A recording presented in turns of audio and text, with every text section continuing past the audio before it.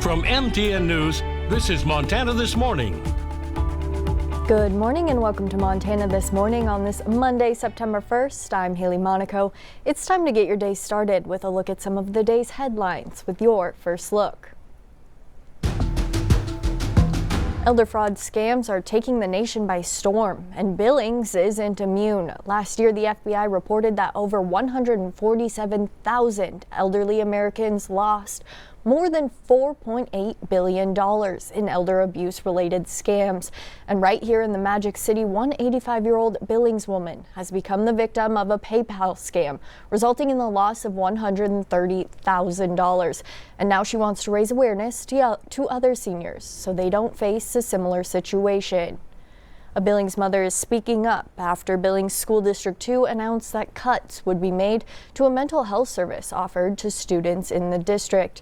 The announcement was made Wednesday regarding the Comprehensive School and Community Treatment Program, with the superintendent attributing the decision to funding cuts he learned about that day. And on Monday, the budget for the school year was finalized at the school board meeting. This will affect Castle Rock and Medicine Crow Middle School and Orchard Elementary School.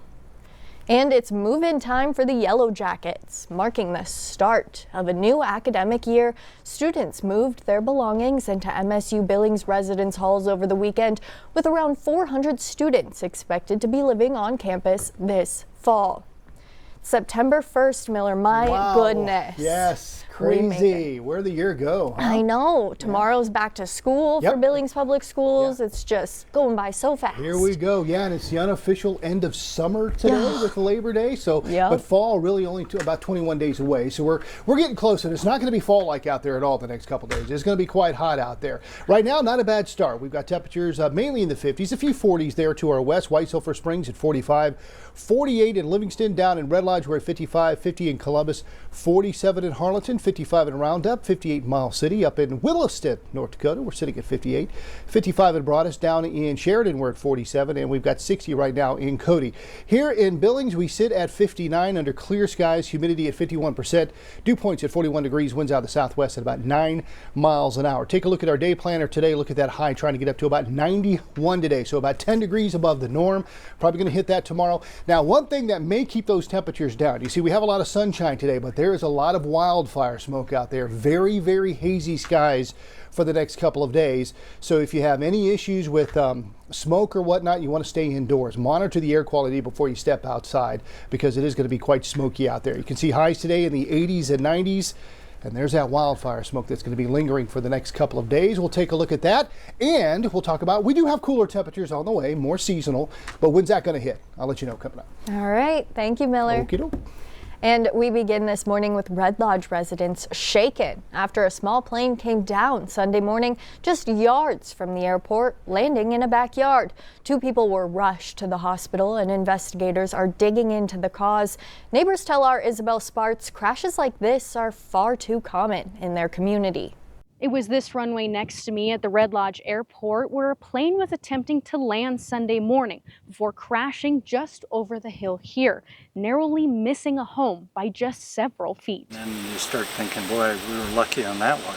It was an unexpected morning for Kristen Cogswell and Rod Fordle. I had watched the plane come down. It came down between 2 trees and just above our house. At around 9 a.m., they were startled to see this World War II trainer plane crash just outside their deck. I heard a loud crash, and I looked out the window, and there's a plane in the yard, and I just started yelling for my son to call 911. Our apparatus got on scene pretty quickly.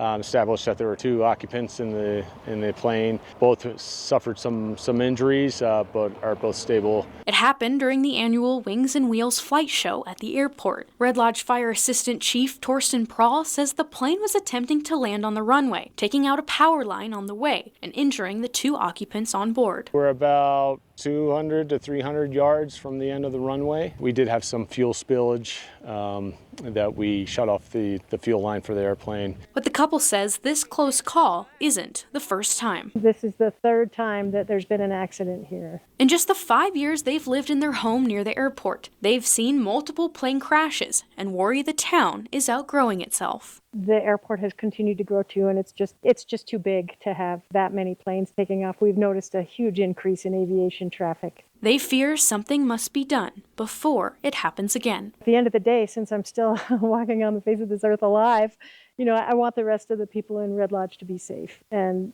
we just need to keep that to be the objective. In Red Lodge, Isabel Sparts, MTN News. Thank you, Isabel.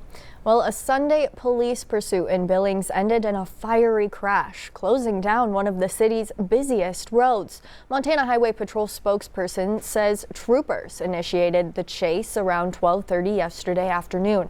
The driver took off the wrong way down South Billings Boulevard before crashing near Underpass Avenue. The car erupted in flames and the driver, the only person inside, was ejected. Troopers say he was arrested on 2 outstanding warrants, treated for injuries, and then booked into the Yellowstone County Detention Facility. Elder fraud scams are sweeping the country, and Billings isn't immune. An 85-year-old woman in Yellowstone County was recently conned out of her life savings in a PayPal scheme. This morning, our Matt Carmack shows us how these scams are hitting close to home.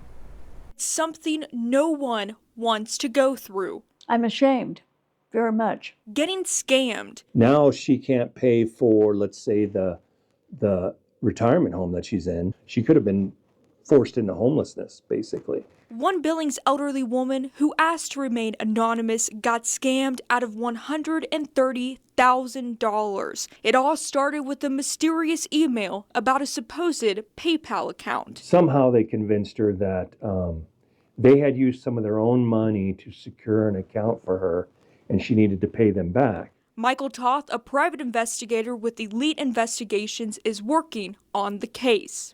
They neutralize, say, hey, you can't tell anybody. I'm the only one you can trust. There's a lot of money involved here. We're trying to credit you back your money because your accounts were hacked. That's why you called us. It seemed that there had been fraudulent activity and I wanted to unwind it. So I just did what he said. Over time, the scammers convinced the woman to continue pulling money out of a bank ATM. They also convinced her to use codes to log into her email, where they retrieved lots of personal and private information. He sounds like a real businessman and has all the right lingo for business. And these seniors grew up in a time where you were polite to everybody. And you know, it's hard for them to hang up the phone on somebody. These type of virtual scams are something Michael has seen countless times. That's why he'll now be teaching workshops at Morningstar Senior Living to prevent similar scams like this one. We don't want our residents taken advantage of. It's not something I think that anybody wants, but we do everything we can to prevent it. Jordan King, the executive director of Morningstar, says people believe older populations are more vulnerable and easier to take advantage of. That's why she says warning them about scams in the digital age is so important. If you are questioning anything, don't answer it. Don't click the link. Just better safe than sorry. I feel very strongly about that. If you're younger, check on your parents, check on your relatives, your aunts, your uncles, your elderly.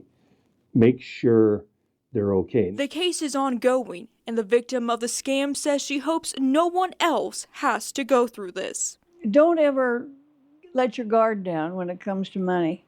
When it comes to any account you have anywhere, stay on top of it. In Billings, Matt Carmack, MTN News. Mac, thank you. A program that provides much-needed therapy both inside and outside the hallways of Billings schools is going away at a time when some say it's needed more than ever. The Comprehensive School and Community Services program from the Yellowstone Boys and Girls Ranch has provided mental health services both inside and outside of the classroom for years. Now, due to cuts, that option won't be available. Superintendent of Billings Public Schools, Erwin Garcia, says that the budget was finalized for the year on Monday, and when the cuts were announced, it was already too late. One Billings mother now wonders what this will mean for her 10-year-old son. I was really angry because I just can't believe the fact that My son has built a relationship with these people for years, and those are some of like his safest people that he can talk to, and now they're just going to be gone. The Yellowstone Boys and Girls Ranch did acknowledge the changes, saying these decisions are not made lightly, and adding that they'll continue to partner with the district in providing substance use prevention and counseling services directly in the school. This will affect Orchard, Medicine Crow, and Castle Rock. Coming up in our next half hour, our Charlie Kleps hears from the president of the Billings Education Association about the cuts. This morning, fire crews are making progress on 2 major wildfires in Montana, and a new team is now in command. A new management team took over command of the Bivens Creek fire about 15 miles northwest of Virginia City. That fire has burned more than 2,100 acres and is now 76% contained. To the south, crews are still working on the Cloud Rest fire, burning over 3,100 acres with containment at just 20%. Both fires started earlier this month from lightning strikes. Nearly 600 firefighters are on the line, reinforcing containment and setting up sprinklers ahead of hotter, drier weather later this week. And heads up, if you're a Northwestern Energy customer, your power bill could be changing this fall. Starting October 1st, Northwestern will roll out an adjustment rate under its Power Costs and Credits Adjustment Mechanism. The move helps recover supply costs, management expenses, and state taxes. For now, it's an interim rate subject to a final decision by the Montana Public Service Commission. Customers can review the filing, and comment can be made directly to the commission in Helena. Moving to international news, a 6.0 magnitude earthquake struck eastern Afghanistan late last night, killing at least 600 people and injuring hundreds more, according to initial reports from local officials and aid agencies.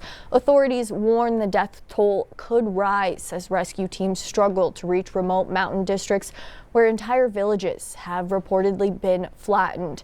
Many homes in the affected areas are built with mud bricks and wood, leaving them highly vulnerable to collapse. The quake was followed by numerous aftershocks, including 2 measuring 5.2, which caused further destruction and panic among residents. Tremors were felt across eastern Afghanistan. Well, turning to Minneapolis, this weekend, Mass was held at the parish just days after the shooting there took the lives of 2 school children and injured more than a dozen others. One victim remains in critical condition. Bradley Blackburn has the latest. Over the weekend at Annunciation Catholic School, the auditorium was filled with families there to pray and grieve together. Even in this place of fear, even in this place of darkness and death and sorrow, I am Lord even here. The Mass was held next door to where Wednesday 23 people were shot at a service on the first day of school. 2 young children, 8-year-old Fletcher Merkel and 10-year-old Harper Moisky, were killed. We are here as believers, Catholics, to support this Christian community. There were prayers Sunday at the Vatican, too, as Pope Leo addressed the faithful. Our prayers for the victims of the tragic shooting during a school mass in the American state of Minnesota. We include in our prayers the countless children killed and injured every day around the world. A memorial is growing where the attack happened. When you see the windows gone and the memorials for little kids, you just don't have words to describe it. Across the city, ribbons wrap thousands of trees and posts to send a message to hurting families. I want them to experience unbelievable love after unbelievable tragedy. That's why we're doing it. The Catholic Community Foundation is raising funds to support those impacted. No date has yet been set for Annunciation School to reopen. Bradley Blackburn, CBS News, New York. The city of Minneapolis has also opened a resource center with spiritual care, mental health resources, and therapy dogs for anyone who needs support. Police also say they will continue to provide extra patrols near churches and schools in the coming days.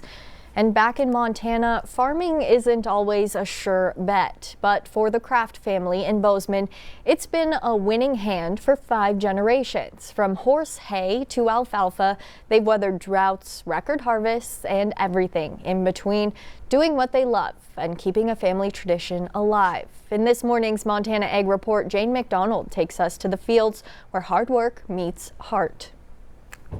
We're just professional gamblers, really. That's all we're doing. We're risking it all every year and just hoping that it works out. And, you know, in reality, it always seems to work out. I mean, a lot of things end up less than ideal, and then in some other areas, they might end up more than ideal. But, you know, we live to fight another day, and that's kind of the goal at the end of it. We get to keep doing what we love. It may be a gamble, but it's a game that the Kraft family in Bozeman have been in for a long time. And like Ty said, they love it. We're a 5th generation family farm. We've been on this ground since like 1906, and most of it's houses now, but we're still farming. We still farm a lot of other ground around the valley, and just keeping the family tradition going. The land farmed may have changed, but the Kraft's passion for horse hay and alfalfa hasn't.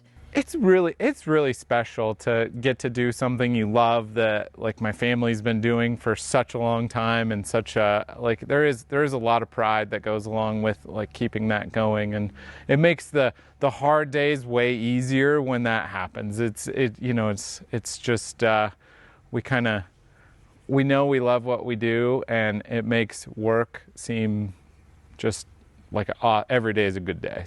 Ty tells me that in an average year, they harvest about 4,000 tons of hay. But back in 2021, during that drought, well, their yield was about a third of that. You know, luckily for us, like the price sort of offset. I mean, because it would have been such a loss. We wouldn't even, I don't even know if we would have survived it if the prices didn't do what they did. But, you know, fast forward 2 years later to 2023, we had so much hay. Everybody had record high yields, and there was so much hay, it flooded the market, and then it was hard to get rid of hay. And we had a similar year in 2024. So everybody was carrying over hay, and there was just a flood of hay. And honestly, like this year, it's kind of nice. It's sort of balanced out, and everything's, I don't know if there is a normal, but it's somewhat more normal for like supply and demand. They're sort of equalized a little bit, which is helpful for us for sure. In Bozeman, Jane McDonald, MTN News. Jane, thank you. Still ahead on this Monday morning, football season is here, and with it comes online betting and gaming. But before you place a bet, we have an important warning so you don't become the biggest loser on the field next in your Money Matters. The time is 5:17 and it's 59 degrees in downtown Billings. You're watching Montana This Morning. More to come after the break.